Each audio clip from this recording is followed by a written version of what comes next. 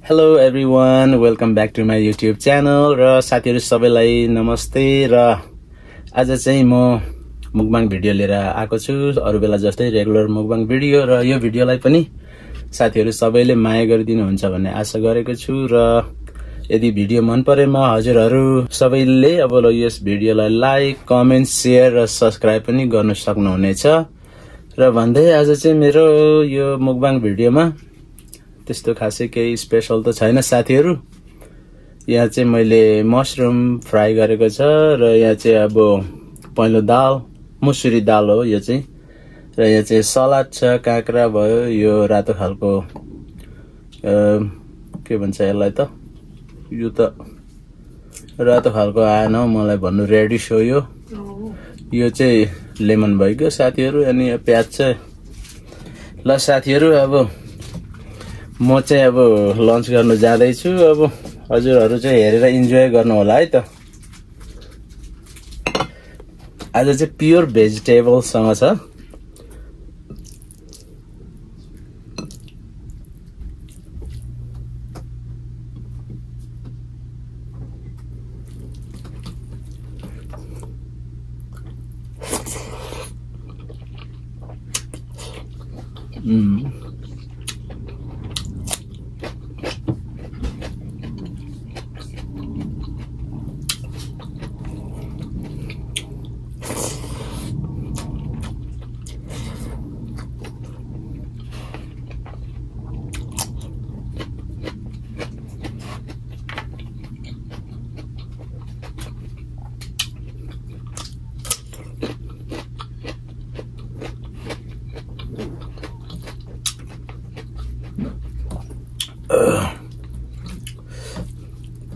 आज चाहिँ मशरुम ल्याएर बनाएको एकदम दामी भएछ हो साथीहरु।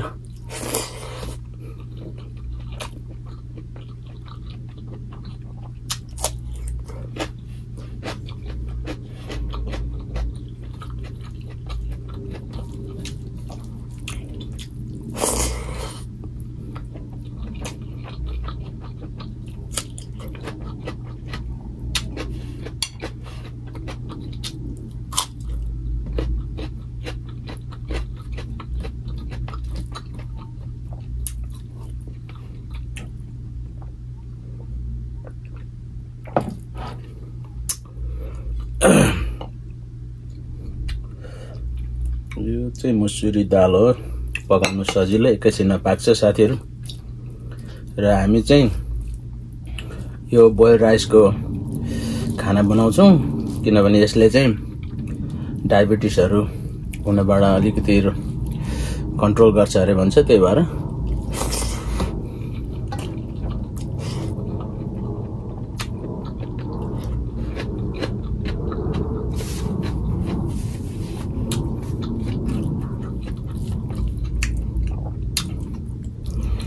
साथीहरु भिडियो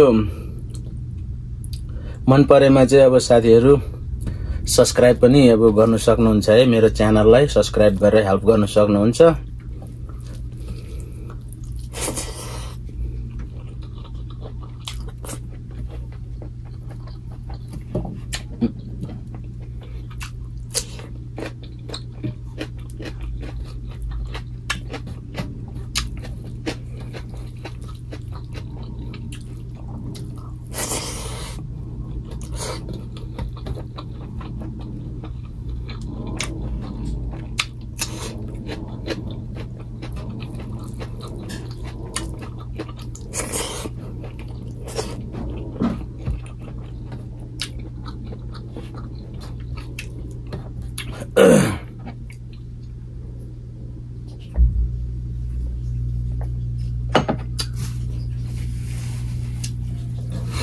मुकबाङ भिडियो बनाउनु मन लाग्छ साथीहरु, के गर्नु खानै सक्दिनौ। अब मुकबाङ भिडियो मजाले अब पोर्कको मासुलाई ठुलो ठुलो पिस गरेर पकाएर चाहिँ अब खादा त अब हेर्दा राम्रो देखिन्थ्यो। अब खानै सक्दिन साथीहरु, के गर्नु ट्राई गरिरहेको छु अब भेजीसँग भए पनि यसो मुकबाङ बनाउन भनेर।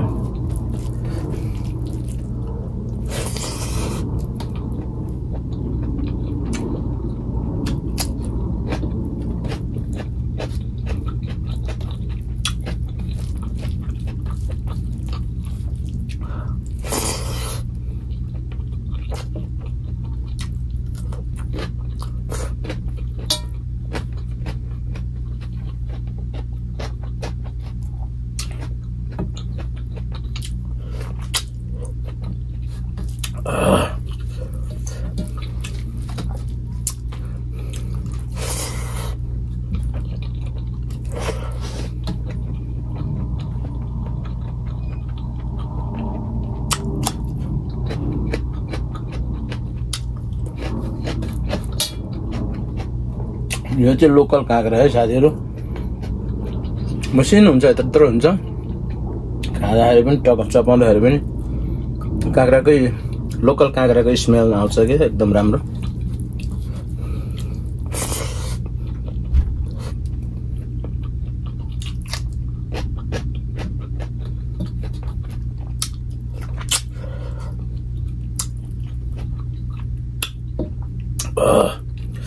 अमिलो रहेछ हो बढी।